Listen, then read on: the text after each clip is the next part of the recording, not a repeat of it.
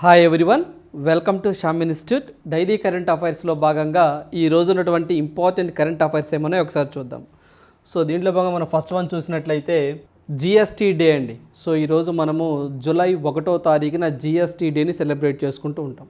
So మీ అందరికీ తెలిసిందే, goods and service tax అని చెప్పేసి మన భారతదేశంలో ఉన్నటువంటి ఏవైతే ఇండైరెక్ట్ ట్యాక్సెస్ మొత్తాన్ని మెర్జ్ చేసి, అంటే దగ్గరగా 17 రకాలైనటువంటి ఇండైరెక్ట్ ట్యాక్సెస్ మొత్తాన్ని మెర్జ్ చేసి జిఎస్టీ కింద తీసుకురావడం జరిగిందండి. 2017 జూలై 1వ తారీఖున జిఎస్టీ అమల్లోకి రావడం జరిగింది. 2018 జూలై 1వ తారీఖు నుంచి మనము జిఎస్టీ డేని సెలబ్రేట్ చేసుకుంటూ ఉన్నాం. అంటే ఏదైతే ఈ యొక్క ట్యాక్స్ సిస్టమ్ గురించి ప్రజల్లో అవేర్నెస్ కార్యక్రమాలను చేపడుతూ ఉంటారు ఈరోజు ఫినాన్స్ మినిస్ట్రీ వాళ్ళు. సో దీంట్లో భాగంగా ఈరోజు మనం జిఎస్టీ వచ్చింది కాబట్టి జిఎస్టీ గురించి ఎటువంటి క్వశ్చన్స్ అడగడానికి ఆస్కారం ఉంది, ఇక్కడ మనం డిస్కస్ చేద్దాం. సో ఫస్ట్ వచ్చేసరికి ఈ జిఎస్టీని భారతదేశంలో మొట్టమొదటిసారిగా ఉండాలి అని చెప్పేసి ప్రతిపాదన చేసిన వ్యక్తి అండి. ఇతన్ని మనము జిఎస్టీ పితామహుడు అని కూడా అంటాము. సో ఏదైతే మనం ఈ 2000వ సంవత్సరంలో అండి, సో మనకు అసిమ్ దాస్ గుప్తా నేతృత్వంలో జిఎస్టీ ఉండాలి అని చెప్పేసి ప్రపోజల్ తీసుకురావడం జరిగింది. సో ఏ గుప్తా అండి? సో మనకు అసిమ్ దాస్ గుప్తా, ఈ అసిమ్ దాస్ గుప్తానే సో జిఎస్టీ పితామహుడిగా మనం కన్సిడర్ చేస్తూ ఉంటాం. ఆ తర్వాత 2003వ సంవత్సరంలో ఏదైతే మనకి నేషనల్ లెవెల్లో, అంటే జాతీయ స్థాయిలో ఖచ్చితంగా జిఎస్టీ ఉండాలి అని చెప్పేసి ప్రపోజల్ చేసిన వ్యక్తి సో మనము విజయ్ కేల్కరీ కమిటీ అని చెప్పేసి మనం చెప్పొచ్చు అండి. సో మనకి విజయ్ కేల్కరీ కమిటీ అని చెప్పేసి ఇతను 2003లో ఇతను కూడా ప్రపోజ్ చేయడం జరిగింది. ఆ తర్వాత మనకి 2006, 2007 ఈ బడ్జెట్లో సో మనకి పి చిదంబరం గారు అని చెప్పేసి అప్పుడు కాంగ్రెస్ ప్రభుత్వం ఉందండి. సో చిదంబరం గారు కూడా బడ్జెట్లో అధికారికంగా రాబోతుంది జిఎస్టీ అని చెప్పేసి అతను ఒక స్టేట్మెంట్ ఇవ్వడం జరిగింది.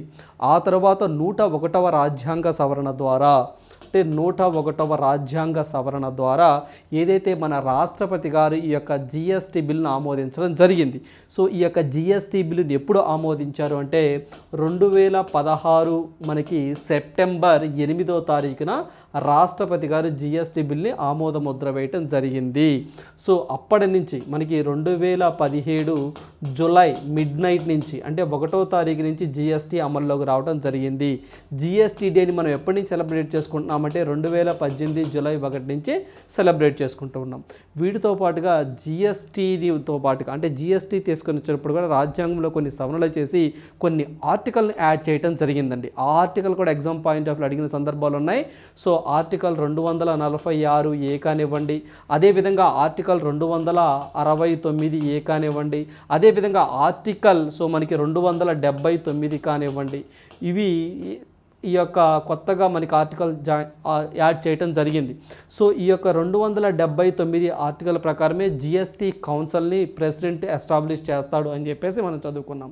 అదేవిధంగా 268 ఆర్టికల్ ఏ అనేది డిలీట్ చేయటం జరిగిందని చెప్పేసి కూడా మనం చదువుకోవాలి. దీనికి సంబంధించిందండి ఇది ఏదైతే మన జిఎస్టీకి సంబంధించిన బ్యాక్గ్రౌండ్. మరి 49వ జిఎస్టీ కౌన్సిల్ మీటింగ్ అనేది ఎక్కడ జరిగింది అని చెప్పేసి ఎగ్జామ్లో అడుగుతారు. సో ఇది మనకి రీసెంట్గా ఫిబ్రవరిలో ఢిల్లీలో జరిగింది. సో మనకి ఫిబ్రవరి 2023న సో మనకి ఢిల్లీలో జరగడం జరిగింది. ఆ తర్వాత 50వ జిఎస్టీ కౌన్సిల్ సమావేశం అనేది సో నెక్స్ట్, అంటే ఈ మంత్ అండి, జూలై 11వ తారీఖున జరగబోతుందనే పాయింట్ ఇక్కడ మనం గుర్తుంచుకోవాలి. సో ఇప్పటివరకు 49 జిఎస్టీ కౌన్సిల్ సమావేశాలు జరిగినాయి. 50వది జూలై 11న జరగబోతుంది అనే పాయింట్ ఇక్కడ మనం గుర్తుంచుకోవాలి. సో ఇక్కడ ఏదైతే మనకు జిఎస్టీ స్లాబ్స్ అని చెప్పేసి అంటామండి. సో ఈ స్లాబ్స్ రేట్స్ చూసినట్లయితే సో మనకి 5% అని చెప్పేసి, అదేవిధంగా 12% అని, 18% అని, 28% అని చెప్పేసి జిఎస్టీ స్లాబ్ రేట్స్ కూడా ఉన్నాయి. అంటే మ్యాక్సిమం హయ్యెస్ట్ జిఎస్టీ రేట్ ఎంత అంటే 28%గా ఉంది. సో వీటితో పాటుగా ఇంకా మనము ఈ ఆర్టికల్ అంటే ఏంటి, ఇవన్నీ మనం కొంత పాలిటీలో కవర్ అవుతుంది, కొంత ఎకానమీ పాయింట్ ఆఫ్ వ్యూలో కూడా మీకు కవర్ అవుతుందండి. సో ఓవరాల్గా స్టాటిక్గా ఉన్నటువంటి ఇలాంటివి కనీసం బేసిక్స్గా మనం తెలుసుకోవాల్సిన అంశాలు. అదేవిధంగా జిఎస్టీ కౌన్సిల్ అనేది ఏ బాడీ అని చెప్పేసి అడుగుతారండి. అంటే కాన్స్టిట్యూషనల్ బాడీయా, అడ్వైజరీ బాడీయా, స్టాట్యుటరీ బాడీ అంటే జిఎస్టీ కౌన్సిల్ అనేది it is a constitutional body. ఈ యొక్క జిఎస్టీ కౌన్సిల్కి హెడ్గా ఎవరు ఉంటారు అంటే ఫినాన్స్ మినిస్టర్ ఎవరైతే ఉంటారో వాళ్ళు ఉంటారు. ప్రజెంట్ మనకి ఫినాన్స్ మినిస్టర్ ఎవరు ఉన్నారంటే నిర్మలా సీతారామన్ గారు ఉన్నారు, ఆమె ఉంటారు. అదేవిధంగా జిఎస్టీ కౌన్సిల్లో మెంబర్స్గా ఎవరు ఉంటారంటే ఆయా రాష్ట్రాల సీఎంలు, ఆయా యూటీస్ అంటే ఆయా రాష్ట్రాల ఏదైతే మనకి కేంద్రపాలిత ప్రాంతాలకు సంబంధించిన లెఫ్టినెంట్ గవర్నర్లు వీళ్ళంతా జిఎస్టీ కౌన్సిల్స్లో మెంబర్స్గా ఉంటారు. సో ఈ యొక్క జిఎస్టీ కౌన్సిల్ యొక్క హెడ్ క్వార్టర్ ఎక్కడ ఉంటుందంటే దట్ ఈస్ ఢిల్లీలో ఉంటుంది. ప్రజెంట్ జిఎస్టీకి బ్రాండ్ అంబాసిడర్గా ఎవరు ఉన్నారు అంటే అమితాబ్ బచ్చన్ గారు ఉండడం జరిగింది. అదేవిధంగా మన భారతదేశంలో ఈ యొక్క జిఎస్టీ కౌన్సిల్స్ సంబంధించి కలెక్షన్స్ అండి ఎక్కువగా ఏ రాష్ట్రం నుంచి ఎక్కువగా వస్తున్నాయంటే మహారాష్ట్ర నుంచి అధికంగా వస్తున్నాయండి. ప్రతి మంత్ జిఎస్టీ కౌన్సిల్ అనేది సో పబ్లిష్ చేస్తూ ఉంటారు ఫినాన్స్ మినిస్ట్రీ వాళ్ళు. ఇప్పటి వరకు జిఎస్టీ కౌన్సిల్ ఎక్కువగా అంటే ఏ మంత్లో హయ్యెస్ట్గా వసూలు చేశారు అంటే 2023 ఏప్రిల్లో హయ్యెస్ట్గా జిఎస్టీ వసూలు అయినాయని చెప్పేసి మనం కరెంట్ అఫైర్స్లో చదువుకోవడం జరిగింది. సో రేపటి కరెంట్ అఫైర్స్లో కూడా సో జూన్ మంత్కు జిఎస్టీ ఎన్ని కలెక్షన్లు అంటే ఎంత అమౌంట్ వసూలైనాయి కలెక్ట్ చేశారు అని చెప్పేసి రేపటి కరెంట్ అఫైర్స్లో మనకు రాబోతుందండి. సో ఇలాంటివి కూడా మళ్ళీ రేపు మీకు గుర్తు చేసే ప్రయత్నం చేస్తాను. అంటే జిఎస్టీ అనగానే కనీసం మన దగ్గర ఒక 15 to 20 పాయింట్స్ అనేవి ఖచ్చితంగా ఉండాలి. సో బేస్ అనేది కరెక్ట్గా ఉంటే కరెంట్ అఫైర్స్లో ఏం జరిగిందో మనం చదువుకోవచ్చు. రేపు కూడా జిఎస్టీ గురించి ఖచ్చితంగా న్యూస్లోకి వస్తుంది. ఎందుకు అంటే ఈరోజు జూలై 1వ తారీఖు అండి. అంటే జూన్లో ఏవైతే జిఎస్టీ కలెక్షన్స్ ఏవైతే ఉన్నాయో ఏ రాష్ట్రంలో ఎంత వచ్చాయి, ఓవరాల్గా ఎంత వచ్చాయని చెప్పేసి రేపటి కరెంట్ అఫైర్స్లో మనం డిస్కస్ చేద్దాం. సో ఇప్పటి వరకు ఈ యొక్క బ్యాక్గ్రౌండ్ అంతా గుర్తుంచుకోండి. ఈరోజు మనము జిఎస్టీ డేని ఎప్పుడు సెలబ్రేట్ చేస్తామంటే జూలై 1వ తారీఖున, రైట్. సో నెక్స్ట్ వన్ చూద్దాము. ఇంటర్నెట్ వినియోగదారులలో ఏపీ టాప్. సో ఆంధ్రప్రదేశ్ ప్రభుత్వం మరోసారి వార్తలోకి వచ్చిందండి. సో మన దేశంలో ఎక్కువగా ఇంటర్నెట్ వాడుతున్న దేశాలలో అంటే ఇంటర్నెట్ వాడుతున్నటువంటి రాష్ట్రాలలో ఆంధ్రప్రదేశ్ మొదటి స్థానంలో ఉంది అని చెప్పేసి ఈరోజు మనకి ministry of statistics and planning implementation అంటే కేంద్ర గణాంకాల సంస్థ వాళ్ళు ఒక రిపోర్ట్ రిలీజ్ చేశారండి. సో ఆ రిపోర్ట్ పేరు సుస్థిర ప్రగతి లక్ష్యాల పురోగతి నివేదిక అని చెప్పేసి అంటాం. అంటే 2022-23 సుస్థిర ప్రగతి లక్ష్యాల పురోగతి సర్వే నివేదిక. సో దీన్ని ఎవరు రిలీజ్ చేస్తారు అంటే ministry of statistics and planning implementation అని చెప్పేసి అంటామండి. వీళ్ళు రిలీజ్ చేస్తారు. వీళ్ళు రిలీజ్ చేసిన ఈ నివేదిక ప్రకారము రాష్ట్రంలో అత్యధికంగా ఇంటర్నెట్ వినియోగిస్తున్నారట. అదేవిధంగా ప్రతి 100 మంది జనాభాకు 120.33 సబ్స్క్రిప్షన్స్ ఉన్నాయి. అంటే సబ్స్క్రైబర్స్ అని చెప్పేసి అంటాను చూసారండి. సో అంటే ఇంటర్నెట్ కనెక్షన్స్ అంతమంది తీసుకున్నారు. అంటే 100 మంది ఉంటే ఫర్ ఎగ్జాంపుల్ అన్ని కనెక్షన్స్ ఉన్నాయి అంటే అదేంటి సార్ మరి 100 మంది కదా 122 అంటే ఒక్కొక్కరు 2-3 కనెక్షన్ కూడా తీసుకోవచ్చు కదా. సో అలా యావరేజ్గా సో ప్రతి 100 మంది కనెక్షన్ చేస్తే 120 అంటే అప్రాక్సిమేట్గా గుర్తుంచుకోండి 120 సబ్స్క్రిప్షన్లు ఉన్నారు అంటే సబ్స్క్రైబర్స్ ఉన్నారు. సో అదేవిధంగా ఏపీ తర్వాత అత్యధికంగా కేరళ ఉంది. సో ఇటీవల కాలంలో కేరళ అనేది ఇంటర్నెట్ని ప్రాథమిక హక్కుగా గుర్తించిందని చెప్పేసి మనం కరెంట్ అఫైర్స్లో చదువుకోవడం జరిగింది. దాంట్లో భాగంగానే సో మనకి కేరళకు సంబంధించి కేరళ ఆప్టికల్ ఫైబర్ నెట్ అని చెప్పేసి ఓన్ ఇంటర్నెట్ సదుపాయాన్ని కేరళ క్రియేట్ చేసుకుందని చెప్పేసి మనం కరెంట్ అఫైర్స్లో డిస్కస్ చేశాం. సో ఎవరైతే ఇంటర్నెట్ సదుపాయాన్ని పొందలేని వ్యక్తులు ఉంటారో ఆ రాష్ట్రాలలో ఫ్రీగా ఇంటర్నెట్ అందిస్తాము అని చెప్పేసి కేరళ వార్తల్లోకి వచ్చింది. సో అట్లా ఏదైతే ఏపీ తర్వాత కేరళలో అత్యధికంగా ఇంటర్నెట్ వినియోగదారులు ఉన్నారని చెప్పేసి కేరళలో ప్రతి 100 మందికి 87.50 సబ్స్క్రైబర్స్ ఉన్నారు అని చెప్పి చెప్తున్నారు. దేశంలో యావరేజ్గా చూసుకున్నట్లయితే 59.97 మాత్రమే సబ్స్క్రిప్షన్స్ ఉన్నారు అని చెప్పి చెప్తున్నారండి. అంటే ఇక్కడ ఓవరాల్గా మనం గుర్తుంటే 100 మంది తీసుకుంటే ఆంధ్రప్రదేశ్ మొదటి స్థానంలో ఉంది 120 అంటే అప్రాక్సిమేట్గా 120.33 సబ్స్క్రైబర్స్. సో అదేవిధంగా ఢిల్లీ ఏదైతే మనకి కేరళ చూసుకున్నట్లయితే 87.50 సబ్స్క్రైబర్స్. దేశ యావరేజ్ చూసుకున్నట్లయితే 59.97 సబ్స్క్రైబర్స్. ఇవి చెప్తా ఉన్నారు ఈ డేటా ప్రకారం. సో వీటితో పాటుగా ఏదైతే థర్డ్ ప్లేస్లో పంజాబ్ ఉందండి. సో పంజాబ్ వచ్చేసరికి 85 అంటే యావరేజ్గా ప్రతి 100 మందిని తీసుకుంటే 85 సబ్స్క్రిప్షన్స్ ఉన్నాయి పంజాబ్కి. అతి తక్కువగా సబ్స్క్రైబర్స్ ఎక్కడున్నారు అంటే ఇంటర్నెట్ చాలా తక్కువగా ఎక్కడ అంటే that is west Bengal according to the ministry of statistics and planning implementation. So 2022-23 ఈ నివేదిక ప్రకారం ప్రకారం అండి, సుస్థిర ప్రగతి లక్ష్యాల పురోగతి ఈ నివేదిక ప్రకారం మనం మాట్లాడుకుంటున్నాము. సో అత్యధికంగా వెస్ట్ బెంగాల్ అండి. సో వెస్ట్ బెంగాల్ చాలా తక్కువగా ఉన్నారు, 41 సో 26% అంటే సబ్స్క్రైబర్స్ అంటే 41.26 మందే. సో ప్రతి 100 మందిని తీసుకుంటే అంటే ఇన్ని సబ్స్క్రైబర్స్ అంటే ఇన్ని కనెక్షన్స్ మాత్రమే ఉన్నాయి, చాలా తక్కువగా వెస్ట్ బెంగాల్. సో ఇక్కడ మనం ఎగ్జామ్ పాయింట్ ఆఫ్ వ్యూ ఇలాంటివి ఎగ్జామినర్ ఫోకస్ చేయడానికి ఆస్కారం ఎక్కువగా ఉంటుందండి. అంటే రీజనల్ అంశాలు అని చెప్పేసి కొన్ని ఉంటాయండి. సో ఎగ్జామ్లో ఇలాంటివి మనము అంటే క్వశ్చన్ చదవగానే అసలు ఎక్కడి నుంచి వచ్చినాయి, ఎక్కడ చదివినట్లేవే అని చెప్పేసి ఉంటాయండి, అలాంటి క్వశ్చన్స్ ఇవి. సో ఖచ్చితంగా ఇలాంటి వాటి గురించి మనం 1 or 2 బిట్స్ అడగడానికి ఆస్కారం ఉంటుంది. సో నిన్న మనం డిస్కస్ చేసుకున్నామండి, ఏదైతే మనకి దీన్ దయాల్ ఉపాధ్యాయ గ్రామీణ కౌశల్ యోజన అని చెప్పేసి దాంట్లో సో శిక్షణను ఇవ్వటం, ఎంప్లాయ్మెంట్ కల్పించడం అని చెప్పేసి దాంట్లో శిక్షణ ఇవ్వడంలో ఆంధ్రప్రదేశ్ 3వ స్థానంలో ఉందని, ఎంప్లాయ్మెంట్ జనరేట్ చేయడంలో 2వ స్థానంలో ఉందని చెప్పేసి డిస్కస్ చేసాం ఆంధ్రప్రదేశ్ గురించి. అదేవిధంగా ఏదైతే మనకి పశుసంవర్ధక శాఖ మంత్రి వారు రిలీజ్ చేసినటువంటి రిపోర్టు ప్రకారము ఏదైతే ఎగ్ ప్రొడక్షన్లో ఆంధ్రప్రదేశ్ స్థానం అని చెప్పేసి, మిల్క్ ప్రొడక్షన్లో ఆంధ్రప్రదేశ్ స్థానం ఎట్లా అని చెప్పేసి మనం డిస్కస్ చేసాం. ఎగ్ ప్రొడక్షన్లో ఫస్ట్ ప్లేస్లో ఉందని, మిల్క్ ప్రొడక్షన్లో 5వ స్థానంలో ఉందని డిస్కస్ చేసాం. అదేవిధంగా ఏదైతే పోషణ అభియాన్ స్కీమ్ గురించి మాట్లాడుకున్నప్పుడు ఆంధ్రప్రదేశ్ గురించి మాట్లాడుకున్నాం.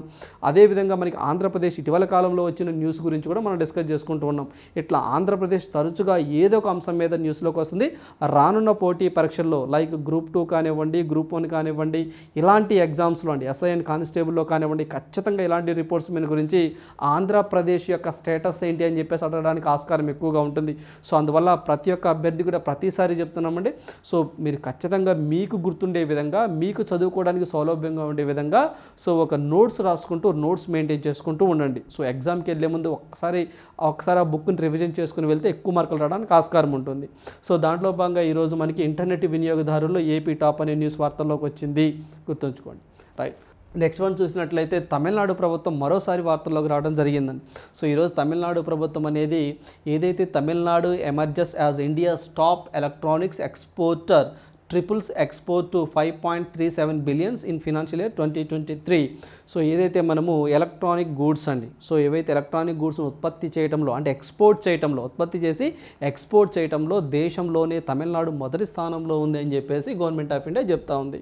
సో ఏదైతే మనకి ఈ ఎలక్ట్రానిక్స్ అండి, లైక్ మనం ఈ ఎలక్ట్రానిక్స్ అంటే మనము టీవీస్ కానివ్వండి, ఫ్రిడ్జ్లు కానివ్వండి, మోటార్స్ కానివ్వండి, సో ఇలాంటివండి, అదేవిధంగా సాఫ్ట్వేర్కి సంబంధించిన ఎగుమతులు కానివ్వండి, ఏవైతే ఈ ఎలక్ట్రానిక్స్ అని చెప్పేసి అంటామో అంటే మొబైల్స్ కానివ్వండి, ఫ్రిడ్జెస్ కానివ్వండి, ఇలాంటివి ఎక్స్పోర్ట్ చేయటంలో మన భారతదేశంలో ఏ రాష్ట్రం మొదటి స్థానంలో ఉందంటే దట్ ఈస్ తమిళనాడు. సో అదేవిధంగా ఆ తర్వాత ఉత్తరప్రదేశ్, థర్డ్ వచ్చేసరికి కర్ణాటక, ఫోర్త్ వచ్చేసరికి మహారాష్ట్ర. ఇవి టాప్ 4లో ఉన్నటువంటి రాష్ట్రాలు. వీటిని ఎగుమతి చేయడంలో, ఎలక్ట్రానిక్స్ ఉత్పత్తిని చేయడంలో, ఎలక్ట్రానిక్ గూడ్స్ని ఉత్పత్తి చేయడంలో అని చెప్పి చెప్తా ఉన్నారు. ఇక్కడ మనం చూసుకున్నట్లయితే సో ఇక్కడ మనకి ఫస్ట్ తమిళనాడు ఉందండి. ఫస్ట్ మనకి తమిళనాడు ఉంది, $5.37 బిలియన్ అనేది ఎక్స్పోర్ట్ చేసిందండి 2022-23 ఫినాన్షియల్ ఇయర్కి గాను. ఆ తర్వాత సెకండ్ ప్లేస్లో ఉత్తరప్రదేశ్ ఉంది. సో మనకి ఫస్ట్ వచ్చేసరికి తమిళనాడు ఉందండి. సో మనకి తమిళనాడు ఉంది, సెకండ్ వచ్చేసరికి ఉత్తరప్రదేశ్ ఉంది, సో మనకి థర్డ్ వచ్చేసరికి కర్ణాటక ఉంది, ఫోర్త్ వచ్చేసరికి మహారాష్ట్ర ఉంది. సో ఇవి ఎలక్ట్రానిక్స్ని ఎక్స్పోర్ట్ చేయడంలో టాప్ 4లో ఉన్నటువంటి రాష్ట్రాలు మన భారతదేశంలో.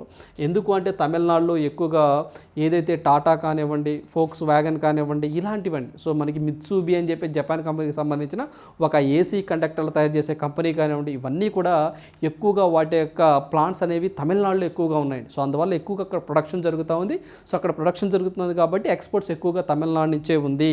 సో ఇలాంటివి ఎగ్జామ్లో మనం ఖచ్చితంగా గుర్తుంచుకోవాలండి. అదేవిధంగా దీనికి సంబంధించి టాప్ 4 కంట్రీస్ అండి. సో దీనికి సంబంధించి ఎక్స్పోర్ట్స్లో అంటే ఎగుమతి చేయడంలో ఇవి ఉన్నాయి అని చెప్పేసి గుర్తుంచుకోండి. అదేవిధంగా దీనికి సంబంధించి మనం చూసినట్లయితే సో మనకి ఈ యొక్క షేర్ చూద్దామండి. అంటే ఎక్స్పోర్ట్లో షేర్ చూసినట్లయితే మొత్తము అంటే మనకి 22 సో మనకి 83% అంటే మొత్తం ఎక్స్పోర్ట్స్లో ఈ యొక్క తమిళనాడు శాతమే 22.83%గా ఉంది. అంటే ఫర్ ఎగ్జాంపుల్ ఏదైతే 100% తీసుకుంటే 100%లో అంటే ఒక 100 వస్తువులు ఉత్పత్తి అయితే 100 వస్తువుల్లో అంటే ఎలక్ట్రానిక్ వస్తువులు అండి, దాంట్లో 23 వస్తువులని 22 వస్తువులు రఫ్గా అప్రాక్సిమేట్గా 22.83% కాబట్టి, సో వీటిలో 22 వస్తువులు తమిళనాడు నుంచే ఎగుమతి అవుతున్నాయని చెప్పి చెప్తున్నారు. అందువల్ల 4 రాష్ట్రాలు గుర్తుంచుకోండి. దాంతోపాటుగా హయ్యెస్ట్ తమిళనాడు కాబట్టి తమిళనాడుకి సంబంధించి అమౌంట్స్లో గుర్తుంచుకుంటే $5.37 బిలియన్. అదేవిధంగా పర్సంటేజ్లో గుర్తుంచుకుంటే 22.83% అని చెప్పేసి గుర్తుంచుకుంటే సరిపోతుంది. సో నెక్స్ట్ వన్ చూసినట్లయితే హెమీస్ ఫెస్టివల్ 2023. సో ఈరోజు మనకి హెమీస్ ఫెస్టివల్ అని చెప్పేసి వార్తల్లోకి రావడం జరిగిందండి. సో మీ అందరికీ తెలిసిందే హెమీస్ నేషనల్ పార్క్ అని చెప్పేసి మన భారతదేశంలోనే అతి పెద్ద national park, largest national park in India Hemis national park అని చెప్పేసి లదాఖ్లో ఉంటుందని చెప్పేసి మనం national parks and wild life sanctuaries ఆ టాపిక్ చదివేటప్పుడు చదువుకుంటామండి హెమీస్ నేషనల్ పార్క్ గురించి. At the same time Hemis festival అని చెప్పేసి, హెమీస్ అనేది ఒక ఏరియా పేరండి, అక్కడ ఒక ప్రాంతం పేరు. సో ఏదైతే మనకి ఈ యొక్క హెమీస్ ఫెస్టివల్ ఉంటుందో ఈ హెమీస్ ఫెస్టివల్ని సో ఏదైతే మనకి చెడు మీద మంచి గెలిచిన సందర్భంగా దీన్ని సెలబ్రేట్ చేసుకుంటూ ఉంటారండి. అదేవిధంగా ఏదైతే సంతానోత్పత్తి బాగా జరగాలని చెప్పేసి, అందరూ మంచిగా ఉండాలని చెప్పేసి ఈ యొక్క హెమీస్ ఫెస్టివల్ అని చెప్పేసి మనకి లదాఖ్లో సెలబ్రేట్ చేస్తూ ఉంటారు జూన్ 28, 29 ఆ డేట్లో. అదేవిధంగా ఈ యొక్క ఫెస్టివల్లే మనకి గురు పద్మ సంభవ అని చెప్పేసి ఒక ఆయన ఉంటారండి. సో మనకి గురు పద్మ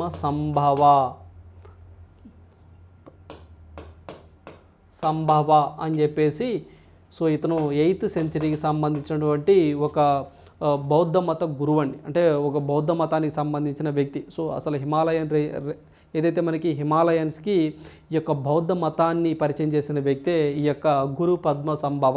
సో ఈ యొక్క గురు పద్మ సంభవ పుట్టినరోజు సందర్భంగా అంటే ఆయన్ని స్మరించుకోవడానికి ఈ రోజున ఏదైతే జూన్ 28, 29 ఈ 2 డేస్లో ఈ యొక్క హెమీస్ ఫెస్టివల్ని సెలబ్రేట్ చేసుకుంటూ ఉంటారు.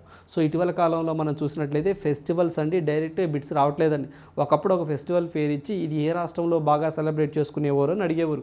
ఇప్పుడు అలా కాదండి, ఆ ఫెస్టివల్ అనేది ఏ మంత్లో సెలబ్రేట్ చేసుకుంటారు, ఎందుకు సెలబ్రేట్ చేసుకుంటారు, దాని యొక్క సిగ్నిఫికెన్స్ ఏంటి అని ఇలా ఇండైరెక్ట్గా అడుగుతూ ఉన్నారు. సో అందువల్ల ఈ యొక్క హెమీస్ ఫెస్టివల్ జూన్ 28, 29 తేదీల్లో జనరల్గా జరుపుకుంటూ ఉంటారు. లదాఖ్లో సెలబ్రేట్ చేసుకుంటూ ఉంటారు.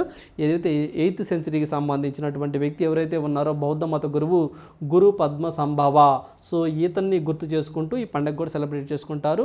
సో మనకి ఏదైతే చెడు మీద మంచి గెలిచిన సందర్భంగా అక్కడ కొంత విశ్వాసాలు కొన్ని ఉంటాయి కానీ ఆ విశ్వాసాలను బేస్ చేసుకుని ఈ పండుగని సెలబ్రేట్ చేసుకుంటారని గుర్తుంచుకోండి. వీటితో పాటుగా ఏదైతే మనకి లదాఖ్లో ఇటీవల కాలంలో అంటే కొన్ని ఎగ్జామ్స్లో అడిగినటువంటి ఫెస్టివల్స్ అండి కొన్ని ఉన్నాయండి, చాలా ఇంపార్టెంట్ అవి కూడాను. స్పితుక్ గస్టవల్ ఫెస్టివల్ అని చెప్పేసి, లూజార్ ఫెస్టివల్ అని చెప్పేసి ఇలాంటివి ఎక్కువగా అడుగుతున్న సందర్భాలు ఉన్నాయి. సో చూస్తే మనకి లోసార్ ఫెస్టివల్ అని చెప్పేసి, సింధు దర్శన్ ఫెస్టివల్ అని చెప్పేసి, సాకా దావా ఫెస్టివల్ అని చెప్పేసి, స్పితుక్ గస్టర్ ఫెస్టివల్ అని చెప్పేసి. సో ఇవి చాలా ఎగ్జామ్లు కూడా ఎక్కువగా మనకి ఈ యొక్క లోసార్ ఫెస్టివల్ ఒకటి, ఈ యొక్క స్పితుక్ గస్టర్ ఫెస్టివల్ ఒకటి, ఇవి రెండు కూడా ఎక్కువగా ఎగ్జామ్లో అడుగుతున్న సందర్భాలను మనం గమనించాలి ఇక్కడ. సో ఇవి కూడా సో ఈ యొక్క హెమీస్ని కూడా ఇక్కడ యాడ్ చేసుకోండి. సో ఈ ఏవైతే ఇవి 4 ఫెస్టివల్స్ ఉన్నాయి ఇవి కూడా లదాఖ్లో బాగా ఇంపార్టెంట్ అండి. సో నెక్స్ట్ వన్ చూసినట్లయితే ఎన్డీఆర్ఎఫ్, సో మనకి నేషనల్ డిజాస్టర్ రెస్పాన్స్ ఫోర్స్ అని చెప్పేసి వార్తల్లోకి రావడం జరిగిందండి. సో ఈ యొక్క ఎన్డీఆర్ఎఫ్ కింద కేంద్రం నుంచి 6,194 కోట్లు. సో ఏదైతే మనకి ఈ యొక్క ఎన్డీఆర్ఎఫ్ అండి, సో ఫస్ట్ దీని గురించి మాట్లాడుకునేటప్పుడు ఫస్ట్ మనం అసలు ఎన్డీఆర్ఎఫ్ గురించి మాట్లాడుకుందామండి. సో ఏంటి సార్ ఈ యొక్క ఎన్డీఆర్ఎఫ్ అంటే, దీన్ని మనము ఫుల్ ఫామ్లో నేషనల్ డిజాస్టర్ రెస్పాన్స్ ఫోర్స్ అని చెప్పేసి అంటాం. అంటే ఇది దీని యొక్క యాక్ట్ అండి. సో దీని యొక్క యాక్ట్ అంటే మనకి తెలుగులో చెప్పాలి అంటే సో ఇక్కడ మనకి నేషనల్ డిజాస్టర్ రెస్పాన్స్ ఫోర్స్ అని చెప్పేసి అంటామండి. అంటే జాతీయ విపత్తుల కార్యనిర్వహణ దళం అని చెప్పేసి అంటాం. ఈ యొక్క ఎన్డీఆర్ఎఫ్ యాక్ట్ ఎప్పుడు వచ్చింది అంటే 2005లో రావడం జరిగిందండి. చాలా ఎగ్జామ్లో కూడా దీని యాక్ట్ ఎప్పుడు వచ్చిందని అడిగిన సందర్భాలు ఉన్నాయి. సో ఎప్పటి నుంచి ఫోర్స్లోకి వచ్చిందంటే మనకి జాన్యువరి 19, 2006 నుంచి సో ఇది ఫోర్స్లోకి రావడం జరిగిందండి. సో జనవరి 19, 2006 నుంచి ఈ యొక్క నేషనల్ డిజాస్టర్ రెస్పాన్స్ ఫోర్స్ అనేది అమల్లోకి రావడం జరిగింది. అంటే ఏదైనా రాష్ట్రాలలో ఈ యొక్క విపత్తులు సంభవించి లైక్ మనకి భూకంపాలు కానివ్వండి, ఫ్లడ్స్ కానివ్వండి, ఇలాంటివి వచ్చినప్పుడు అక్కడ సహాయక చర్యలు చేపట్టాలనే ఉద్దేశంతో దీన్ని ఎస్టాబ్లిష్ చేయడం జరిగిందండి. సో ఇది ఒక వ్యవస్థని ఎస్టాబ్లిష్ చేయడం జరిగింది. సో ఇది 2006 జనవరి 19 ఫోర్స్లోకి రావడం జరిగింది. ఈ యొక్క నేషనల్ డిజాస్టర్ రెస్పాన్స్ ఫోర్స్కి చైర్మన్గా ఎవరు ఉంటారంటే పిఎం ఉంటారండి. ఉంటుందండి. సో ఇప్పుడు ప్రజెంట్ పీఎం ఎవరైతే ఉంటారో ఆయన ఉంటారు, నరేంద్ర మోదీ గారు ఉంటారు. అదేవిధంగా ఈ యొక్క దీనికి డైరెక్టర్ జనరల్గా అండి సో మనకి అతుల్ కర్వాల్ అనే వ్యక్తి ఉండటం జరిగిందండి. సో మనకి అతుల్ కార్వాల్ అని చెప్పేసి ప్రజెంట్ దీనికి డైరెక్టర్ జనరల్గా ఉండటం జరిగింది. అట్ ద సేమ్ టైం ఇలా నేషనల్ డిజాస్టర్ రెస్పాన్స్ ఫోర్స్ ఇట్లానే ఆయా రాష్ట్రాల్లో కూడా స్టేట్ డిజాస్టర్ రెస్పాన్స్ ఫోర్స్ అని చెప్పేసి ఉంటాయండి. సో ఆ రాష్ట్రాలకు సంబంధించి అక్కడ రాష్ట్రాల్లో చైర్మన్గా ఎవరు ఉంటారంటే సీఎం ఉంటారు గుర్తుంచుకోండి. సో దీనికి సంబంధించి కేంద్ర ప్రభుత్వం ఈ యొక్క నేషనల్ డిజాస్టర్ రెస్పాన్స్ ఫోర్స్ కింద ఆయా రాష్ట్రాలకి కొంత అమౌంట్ కేటాయించిందండి. అది ఎంత 2022-23 సంవత్సరానికి ఎంత అంటే సో మొత్తం ఏవైతే ఆంధ్రప్రదేశ్తో సహా మొత్తం 15 రాష్ట్రాలకు మనకి 4,984.80 కోట్లు కేటాయించిందండి మొత్తం 15 రాష్ట్రాలకి.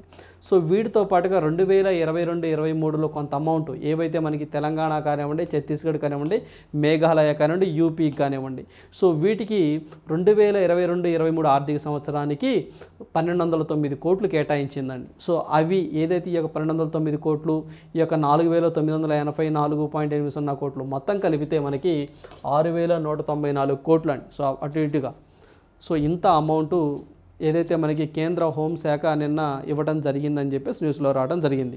సో మన ఎగ్జామ్ పాయింట్ ఆఫ్ వ్యూలో ఇలా అడగడానికి ఆస్కారం ఉంటుందండి. 2023-24 సంబంధించి ఏదైతే నేషనల్ డిజాస్టర్ రెస్పాన్స్ ఫోర్స్ కింద మొత్తం 15 రాష్ట్రాలకి ఎంత అమౌంట్ కేటాయించారంటే ఇలా, లేదు మొత్తం 16 రాష్ట్రాలు అంటే ఏవైతే మనకి ఇవి కూడా కలిపండి. యాక్చువల్గా ఇవి పర్టికులర్గా ఈ 4 అడిగితేనేమో 1,209 కోట్లు.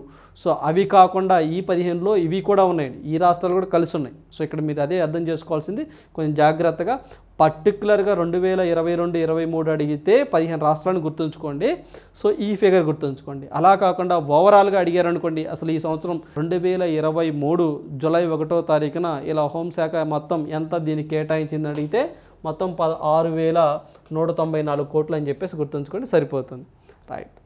నెక్స్ట్ వన్ చూసినట్లయితే ఇక బ్యాంకుల్లోనూ మహిళా Samman saving certificate schemes. So ఏదైతే మనకి మహిళా సమ్మాన్ సేవింగ్ స్కీమ్ అని ఉంటుందో వీటిని 2023-24 మన బడ్జెట్లో అండి నిర్మలా సీతారామన్ గారు తీసుకురావడం జరిగిందండి. ఇది ఒక చిన్న మొత్తాల పొదుపు కింద మనం కన్సిడర్ చేయొచ్చు. దీనికి ఎలిజిబిలిటీ ఓన్లీ లేడీస్ మాత్రమే ఎలిజిబిలిటీ అండి, మహిళలు మాత్రమే దీనికి eligible.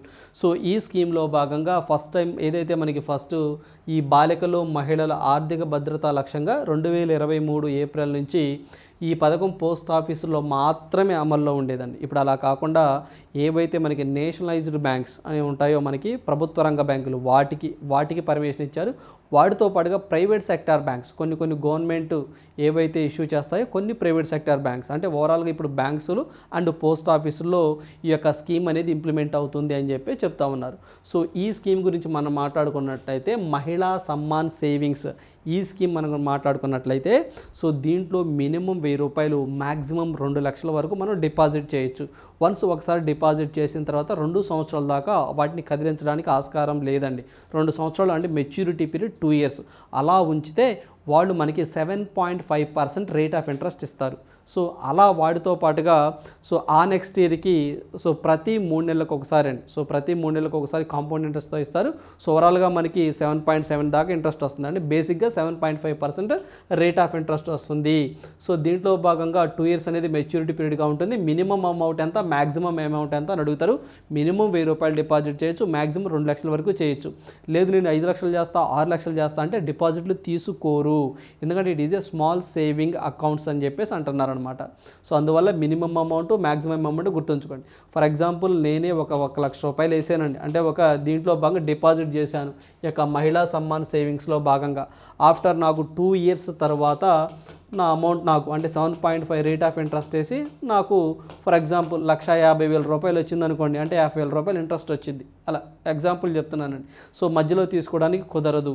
So 7.5 rate of interest గుర్తుంచుకోండి. సో దీని మీద కాంపౌండ్ ఇంట్రెస్ట్ కూడా వేస్తామని చెప్పేసి చెప్తా ఉన్నారు.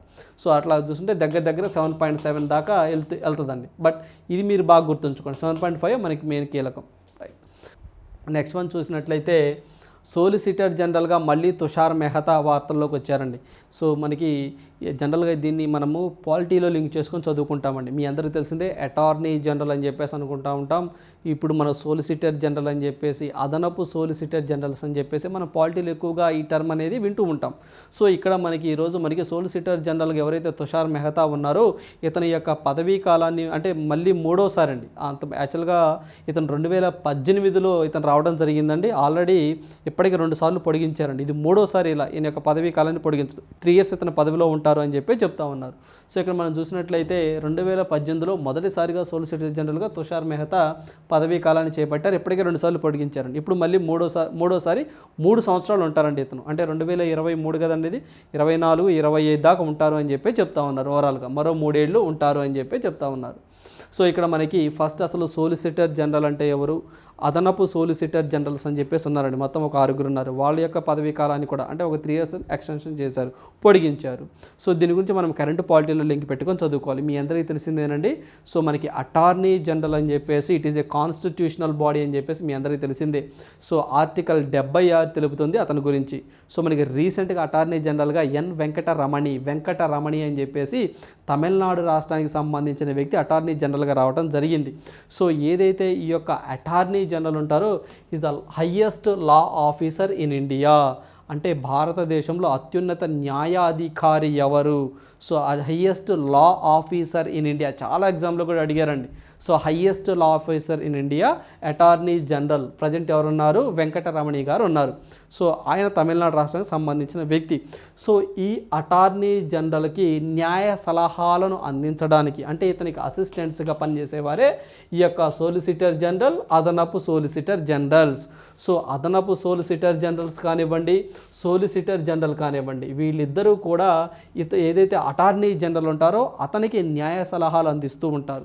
సో రాజ్యాంగంలో అటార్నీ జనరల్ గురించి చెప్పారే తప్ప అదనపు సోలిసిటర్ జనరల్ గురించి రాజ్యాంగంలో ఎక్కడా చెప్పలేదు. బాగా గుర్తుంచుకోండి. జనరల్గా మీరు పాలిటీ చదివేటప్పుడు కూడా ఈ పాయింట్స్ వస్తాయండి. అంటే రాజ్యాంగంలో అదనపు సోలిసిటర్ జనరల్ యొక్క ప్రస్తావన ఉంది అని చెప్పేసి ఒక స్టేట్మెంట్ ఇస్తే నో, దట్ ఈజ్ రాంగ్, ప్రస్తావన లేదు. సో వీళ్ళిద్దరూ సలహాలు సూచనలు ఇస్తూ ఉంటారు, న్యాయ సలహాలు అటార్నీ జనరల్కి. సో అదేవిధంగా అటార్నీ జనరల్ ఇతనేం చేస్తాడు అంటే, సో ఇతను హయ్యెస్ట్ లా ఆఫీసర్ అని చెప్పేసి అన్నాం కదండి. అంటే ఏవైతే ప్రభుత్వానికి సంబంధించినటువంటి కేసెస్ కానివ్వండి ఇలాంటివన్నీ సుప్రీంకోర్టులో వాదించడానికి అటార్నీ జనరల్ ఉంటారు. సో ఇట్లా కేంద్ర ప్రభుత్వంలో అయితేనేమో కేంద్రంలో అటార్నీ జనరల్ ఉంటారు. అట్ ద సేమ్ టైం ఇదే పోస్ట్ రాష్ట్రంలో తీసుకుంటే రాష్ట్రంలో అడ్వకేట్ జనరల్ అని చెప్పేసి అంటారండి. సో అదే మీరు పాలిటీలో చదివే ఉంటారు. సో అదంతా పాలిటీకి సంబంధించింది. అంటే అవి చదివేటప్పుడు సో ఇవి కరెంట్ అఫైర్స్ కాబట్టి వీటిని లింక్ చేసుకొని చదవాలి అని చెప్పడం నా యొక్క ఇంటెన్సిటీ అని, నా యొక్క ముఖ్య ఉద్దేశం. సో దాంట్లో భాగంగా ఇక్కడ ఇతని పేరు మళ్ళీ పొడిగించారని చెప్పి తుషార్ మెహతా అని చెప్పేసి గుర్తుంచుకోండి. సో అదేవిధంగా మన తెలంగాణ ఎగ్జామ్లో కూడా కానిస్టేబుల్ సంబంధించి మెయిన్స్ ఎగ్జామ్లో డైరెక్ట్ క్వశ్చన్ అండి. ప్రజెంట్ మన యొక్క సోలిసిటర్ జనరల్ ఎవరు అని చెప్పేసి డైరెక్ట్ క్వశ్చన్ అడిగిన సందర్భాలు ఉన్నాయి. సో అందువల్ల తుషార్ మెహతా అని చెప్పేసి గుర్తుంచుకోండి. మరి అదనపు సోలిసిటర్ల పేర్లు గుర్తుంచుకోవాలా సార్ అంటే ఖచ్చితంగా గుర్తుంచుకోవాలండి. కొంచెం ఇబ్బంది పెట్టాలి, కష్టంగా అడగాలి. అంటే ఈ క్రింది వారిలో అదనపు సోలిసిటర్గా జనరల్గా పని చేయనటువంటి వ్యక్తి ఎవరు, అంటే ప్రజెంట్ లేని వ్యక్తి ఎవరు లేదా ఉన్న వ్యక్తి ఎవరు అని అడగడానికి ఆస్కారం ఉంటుంది. ఎందుకు? వీళ్ళ టర్మ్స్ కూడా ఒక 3 years పెంచారు కాబట్టి. సో అందువల్ల వాళ్ళ పేర్లు కూడా ఖచ్చితంగా ఒక పక్కన నోట్స్ చేసుకోండి, ఖచ్చితంగా ఉపయోగపడతాయి. సో వాళ్ళు చూస్తే ఎందుకంటే 3 సంవత్సరాలు వీళ్ళు ఉంటారు కదా, అంటే 3 సంవత్సరాలు ఈ కాంపిటేటివ్ ఎగ్జామ్లో ఏమైనా అడిగినా వీళ్ళ పేర్లే మనం చదువుకోవాలి. సో ఇక్కడ మనకి Vikramjeet Banerjee, so K M Nataraj, Balbir Singh, N V Raju, Venkataraman, Aishwarya Bhati. So వీళ్ళ 6 అదనపు సోలిసిటర్ జనరల్స్గా ఒక 3 సంవత్సరాలు ఉంటారు. సో ఇతను ఇంకో 3 సంవత్సరాలు ఉంటారండి తుషార్ మెహతా, గుర్తుంచుకోండి. ప్రజెంట్ అటార్నీ జనరల్గా వెంకటరమణి గారు ఉన్నారు. రైట్. సో నెక్స్ట్ వన్ చూసినట్టయితే మేరీ కోమ్ గారు మరోసారి వార్తల్లోకి వచ్చారండి. సో మాజీ రాజ్యసభ ఎంపీగా చేసినటువంటి ఆమె బాక్సింగ్ మణిపూర్ మహిళ అని చెప్పేసి కూడా అంటాం మనం. సో ఈమెకి సో మనకి ఏదైతే మనకి Mary Kom named as the global Indian icon UK India awards, అంటే ఇండియన్ ఐకాన్గా యూకే ఇండియా అవార్డ్స్ అని చెప్పేసి మనకి యూకేలో జరిగినాయండి. సో మొత్తం 6-7 రంగాల్లో 6-7 ఫీల్డ్ల్లో సో మనకి ఇండియాకి యూకేకి విశేష సేవలు చేసిన వ్యక్తులకండి, అంటే ఈ 2 దేశాల మధ్య సంబంధాలను బాగా నెరవేర్చడంలో చేసినటువంటి వ్యక్తులకు కానీ సంస్థలకు కానివ్వండి సో కొన్ని అవార్డ్స్ ఇస్తూ ఉంటారు. దాంట్లో భాగంగానే మేరీ కోమ్ గారికి ఇండియన్ ఐకాన్గా యూకే ఇండియా అవార్డ్స్లో ఈమెకి ఒక అవార్డు అనేది ప్రజెంట్ చేయడం జరిగిందండి. ప్రజెంట్ మన భారతదేశం సంబంధించిన వ్యక్తి, అంటే యూకేలో రాయబారిగా ఉన్నటువంటి వ్యక్తి అండి. సో మనకి ఎవరైతే విక్రమ్ దొరాయి స్వామి, సో ఇతను ఈ యొక్క అవార్డుని మేరీ కోమ్ గారికి ఇవ్వడం జరిగింది. సో ఈ పాయింట్ గుర్తుంచుకొని స్ట్రైట్ క్వశ్చన్ అంతే. సో మనకి Indian icon at UK India awards. దీంతో పాటుగా మేరీ కోమ్ గారు అనగానే ఇటీవల కాలంలో మనకి రెజ్లింగ్, ఎవరైతే మనకి రెజ్లింగ్ ఆడుతున్నటువంటి మహిళలు ఎవరైతే ఉన్నారో ఆ యొక్క లైంగిక వేధింపులు చేశారు అని చెప్పేసి బ్రీజ్ భూషణ్ శర్మ అని చెప్పేసి ఒక వ్యక్తి ఉన్నాడని రెజ్లింగ్ అసోసియేషన్గా ప్రెసిడెంట్గా చేస్తున్నారు. సో అతను సరూర్ గుంజ్ ఉత్తరప్రదేశ్కి సంబంధించిన వ్యక్తి అతను. సో బ్రీజ్ భూషణ్ సింగ్ శర్మ అని చెప్పేసి పూర్తిగా అంటామండి. అతను ఉత్తరప్రదేశ్కి సంబంధించిన వ్యక్తి, సరూర్ గుంజ్ అనే కాన్స్టిట్యున్సీ నుంచి ఎంపీగా ఉన్నారు. అతను ఈ యొక్క రెజ్లింగ్ ఆడేటువంటి మహిళల మీద లైంగికంగా వేధించాడని చెప్పేసి ఇటీవల కాలంలో మీరు చూస్తూనే ఉన్నారండి. సో వాళ్ళ యొక్క బాధలు. సో దానికి సంబంధించి గవర్నమెంట్ ఆఫ్ ఇండియా కానివ్వండి, ఇండియన్ ఒలింపిక్ కమిటీకి సంబంధించి వాళ్ళు కానివ్వండి, వీళ్ళు ఒక 2 కమిటీస్ వేశారండి. ఆ 2 కమిటీస్కి హెడ్ మేరీ కోమ్ గారే. సో ఆ పాయింట్ ఒకటి గుర్తుంచుకోండి. రైట్. సో నెక్స్ట్ వన్ చూద్దాము. గవర్నమెంట్ ఎక్స్టెండ్స్, సో మనకి Brajendra Navneet tenure as India's ambassador to WTO by 9 months. So మీ అందరికి ఐడియానే ఉంటుందండి. సో మనకి ఇక్కడ WTO వరల్డ్ ట్రేడ్ ఆర్గనైజేషన్లో మన భారతదేశానికి సంబంధించినటువంటి రిప్రజెంటేటివ్ అండి, ప్రతినిధి, పర్మనెంట్ రిప్రజెంటేటివ్ అంటారు. సో అతని యొక్క టెన్యూర్ని, పదవీ కాలాన్ని ఒక 9 నెలలు పొడిగించారు. అంటే 2024 మార్చి వరకు ఇతను ఈ పదవిలో ఉంటారు. అతని పేరు గుర్తుంచుకోండి.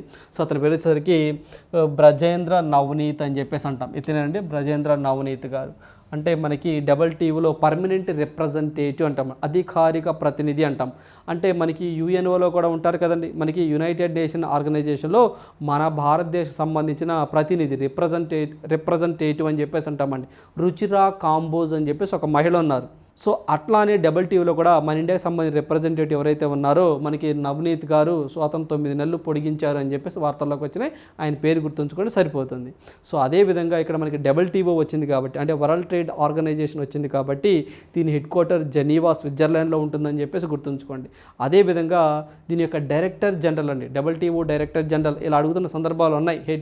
అంటే ఇంటర్నేషనల్ ఆర్గనైజేషన్ సంబంధించి వాళ్ళ యొక్క హెడ్స్, ఆ హెడ్స్ యొక్క కంట్రీస్ ఏంటి, అంటే ఏ కంట్రీకి సంబంధించిన వ్యక్తి అని ఇలా ఇటీవల కాలంలో అడుగుతున్న సందర్భాలు ఉన్నాయి. సో అందువల్ల WTO 1995లో ఎస్టాబ్లిష్ అవ్వడం జరిగింది. సో అంతకుముందు దానికి గాట్ అని చెప్పేసి పేరు ఉందండి, అంటే general agreement tariff trade and tariffs అని చెప్పేసి దానికి గాట్ అని చెప్పేసి పిలుస్తాము.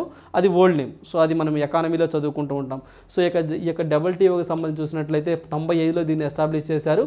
సో స్విట్జర్లాండ్ జెనీవా కేంద్రాలయంగా పనిచేస్తూ ఉంటుంది. సో దీని యొక్క డైరెక్టర్ జనరల్ హెడ్ చూసినట్లయితే ఆమె పేరు ఇదేనండి. సో మనకి నోగ్జీ ఒకాంజో ఐవియాలా, అంతేనండి. వాళ్ళ పేర్లు అలానే ఉంటాయండి. ఎల్లారావు పుల్లారావు సుబ్బారావు అయితే ఆంధ్రప్రదేశుడను ఏదో చెప్పుకుంటాం. సో అందువల్ల ఈ పేర్లు చూసినట్లయితే నోంగ్జీ ఒకాంజో ఐవియాలా అని చెప్పేసి ఉన్నారు. సో ఈమె లేడీ అండి. సో మనకి నైజీరియా కంట్రీకి సంబంధించిన ఆమె, గుర్తుంచుకోండి.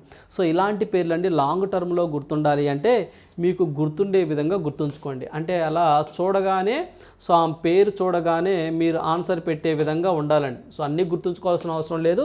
ఇప్పుడు చూడండి, ఏదైతే మనకి గోంజీ ఒకోంజో ఐవియాలా అంటే మనకి లాంగ్ టర్మ్లో గుర్తుండదండి. బట్ అవి మీరు అలా చూస్తూ ఉంటే ఇక్కడ చూడండి, ఐ నేను, లేదా వి మేము, ఇలా గుర్తుంచుకోండి అండి. సో లేదా ఓకే జో ఐవి అలా, అంటే మీకు నచ్చినట్టు విధంగా, అంటే చూడగానే ఎస్ ఈమె WTOకి సంబంధించిన హెడ్ అని చెప్పేసి అలా గుర్తుంచుకుంటే సరిపోతుంది. రైట్. ఐవి అలా, ఐవి అలా, ఎలా అలా. రైట్. సో నెక్స్ట్ వన్ చూద్దాము. ఎగిరే కారుకు అమెరికా అనుమతి.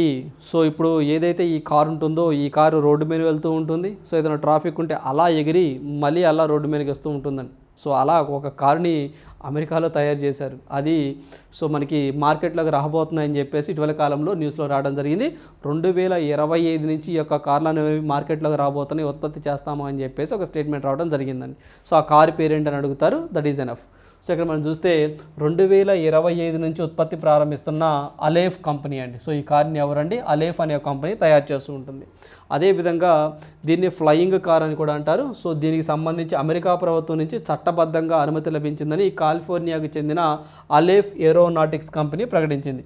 సో ఏదైతే మనకి ఈ యొక్క ఫ్లయింగ్ కార్ ఉంటుందో ఆ ఫ్లయింగ్ కార్ని తయారు చేసే సంస్థ పేరు అలెఫ్ ఏరోనాటిక్స్ కంపెనీ. సో ఇది ఒకటి గుర్తుంచుకోండి. అదేవిధంగా ఈ యొక్క ఏదైతే ఇది పూర్తిగా విద్యుత్తోనే నడుస్తుందని చెప్పేసి చెప్తున్నారండి. పూర్తిగా విద్యుత్తోనే నడుస్తుంది. సో అందువల్లే దీనికి electric vertical take off and landing vehicle అని చెప్పేసి పేరు పెట్టారండి. సో ఇదొకటి గుర్తుంచుకోండి. సో మనకి electric vertical take off and landing vehicle అని ఈ కారును పేరు పెట్టడం జరిగింది ఈ కారుకు. సో అదేవిధంగా ఏదైతే దీనికి తొలిసారిగా 2022 అక్టోబర్లో దీన్ని ఆవిష్కరించారంటే టెస్టింగ్ చేశారు.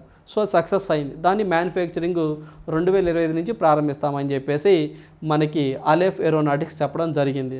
సో రోడ్లపైనే కాకుండా గాల్లో కూడా ఇది ప్రయాణిస్తుందని చెప్పి చెప్తా ఉన్నారు. సో ఇది వస్తే ట్రాఫిక్ బాధలన్నీ తగ్గిపోతాయండి. సో చూడాలి మరి ఏం జరిగిద్దో. రైట్, ఇది ఒకటి గుర్తుంచుకోండి, అమెరికాకి సంబంధించింది. సో నెక్స్ట్ వన్ చూద్దాము. సో నెక్స్ట్ వన్ చూసినట్లయితే ఆసియా కబడ్డీ ఛాంపియన్షిప్ కైవసం. సో ఏదైతే పురుషుల ఆసియా కబడ్డీ ఛాంపియన్ను ఇండియా గెలవటం, అంటే ఛాంపియన్గా ఇండియా నిలిచిందండి. ఆసియా కబడ్డీ పురుషుల విజేత ఎవరు అంటే ఇండియా. ఓడిపోయింది ఎవరు అంటే ఇరాన్. ఎక్కడ జరిగింది అని అడుగుతారు, దట్ ఈస్ చైనా. సో ఇలాంటి మ్యాచెస్ ఎప్పుడైనా సరే ఎవరు గెలిచారు, ఎవరు ఓడిపోయారు, ఎక్కడ జరిగింది అని చెప్పేసి గుర్తుంచుకుంటే సరిపోతుంది. సో ఇది మనం చూసినట్లయితే ఏదైతే దీనికి సంబంధించి ఇది 8వ అండి. ఇలా భారత్ విన్ అవటం 8వసారి. 2003లో అండి. 2003లోనే ఇరాన్ గెలిచిందండి. సో ఇరాన్ గెలిచింది. సో మిగతా అన్ని టైమ్స్లో ఇండియానే గెలిచింది. ఇలా ఇండియా వరుసగా 3వసారి గెలవడం, వరుసగా అయితే 3వసారి అండి, ఓవరాల్గా అయితే 8వసారి గెలవడం గుర్తుంచుకోండి. సో ఇలా కూడా అడుగుతాడండి ఎగ్జామ్లో, వరుసగా 2వసారి గెలిచింది ఇండియా అంటాడు. నో, వరుసగా ఇది 3వసారి మనం గెలవడం. ఓవరాల్గా అయితే ఎన్నోసారి అని అడుగుతారు, 9వసారా, 7వసారా, 6వసారి అడుగుతారు. 8వసారి. 2003లో మాత్రమే ఇరాన్ గెలిచిందండి. మిగతా అన్ని టైంలో మనమే గెలిచాం. లాస్ట్ ఇయర్ కూడా పాకిస్తాన్ మీదుగా గెలిచినట్టున్నామండి. రైట్, ఇది గుర్తుంచుకోండి సరిపోతుంది. సో ఎక్కడ జరిగింది, ఎవరు గెలిచారు, ఎవరు ఓడిపోయారు, ఎన్నోసారి. నెక్స్ట్ వన్ చూద్దాము. దీపిక హరీందర్కు ఆసియా స్వర్ణము అని చెప్పేసి ఈరోజు ప్రధానంగా న్యూస్ రావడం జరిగిందండి. సో మనకి దీపిక పల్లికల్, హరీందర్ పాల్ సింగ్ సంధు వీళ్ళిద్దరు జోడీగా ఆసియా స్క్వాష్ మిక్స్డ్ డబుల్స్ అండి, మిక్స్డ్ డబుల్స్, సింగిల్స్ కాదని మిక్స్డ్ డబుల్స్లో వీళ్ళు గోల్డ్ విన్ అయ్యారని చెప్పి చెప్తున్నారు. స్వర్ణాన్ని కైవసం చేసుకున్నారు. ఏదైతే మనకి మలేషియాకు సంబంధించి ఇవాన్ రేచల్ ఆర్మాల్డ్, సో వీళ్ళని ఓడించారండి. సో ఇవాన్ అనే వ్యక్తి ఒకళ్ళంటే ఇవాన్ రేచల్ ఆర్మాల్డ్, వీళ్ళిద్దరిని ఓడించారు. వీళ్ళు మలేషియాకు సంబంధించిన వ్యక్తులు. వాళ్ళని ఓడించి వీళ్ళు స్వర్ణాన్ని గెలుచుకున్నారు. సో ఓవరాల్గా ఈ యొక్క ఆసియా స్క్వాష్ దీనికి సంబంధించి ఓవరాల్గా మనము 2 మెడల్స్ని విన్ అవటం జరిగింది. సో ఒకటి వచ్చేసరికి ఈ యొక్క స్వర్ణాన్ని గెలిచినటువంటి దీపికా పల్లికల్, హరీందర్ పాల్ సింగ్ వీళ్ళు స్వర్ణాన్ని విన్ అయ్యారు. అదేవిధంగా సెమీఫైనల్లో ఓడారండి. సో మనకి భారత జోడి ఎవరైతే ఉన్నారో అనాహత్ సింగ్, అభయ్ సింగ్ వీళ్ళు సెమీఫైనల్లో ఓడారు. ఓడిపోవటం వల్ల సో కాంస్యం దక్కిందండి వీళ్ళకి. అంటే మనకి ఓవరాల్గా ఈ యొక్క ఆసియా స్క్వాష్లో స్వర్ణం ఒకటి వచ్చింది, కాంస్యం ఒకటి వచ్చింది. గుర్తుంచుకోండి, ఎక్కువగా ఏదైతే మనకి గోల్డ్ ఉంటుందో వాళ్ళ పేర్లు ఎక్కువగా అడుగుతారండి. సో ఓవరాల్గా 2 ఎక్కువగా గోల్డ్నే ఫోకస్ చేయండి, వాళ్ళ పేర్లు గుర్తుంచుకొని సరిపోతుంది. రైట్, సో నెక్స్ట్ వన్ చూద్దాము. సో నెక్స్ట్ వన్ చూసినట్టయితే క్వశ్చన్ ఫర్ యూ, ఈ ప్రశ్న మీకోసమే. చూస్తే ఇటీవల వార్తల్లో అన్నా భాగ్య పథకం ఏ రాష్ట్రానికి సంబంధించింది? సో అన్నా భాగ్య అనే ఒక పథకాన్ని ఇటీవల ఏ రాష్ట్ర ప్రభుత్వం ప్రారంభించింది అని అడుగుతున్నారండి. సో ఎవరైతే మనకి ఈ యొక్క నిరుపేదలు ఉంటారో వాళ్ళకి ఫ్రీగా ఫుడ్ పెట్టే కార్యక్రమం అండి ఇది. సో క్యాంటీన్ లాగా పెట్టారు. సో దట్ ఈజ్ ఎక్కడ అంటే సో ఇటీవల కాలంలో సిద్ధరామయ్య గారు దీన్ని ప్రారంభించడం జరిగిందండి, కర్ణాటక. సో మనకి కర్ణాటక స్టేట్ అండి. సో దగ్గరగా 250 సో మనకి ఇందిరా క్యాంటీన్స్ అని చెప్పేసి అంటారండి. సో అన్నా భాగ్య అని కూడా చెప్పొచ్చు.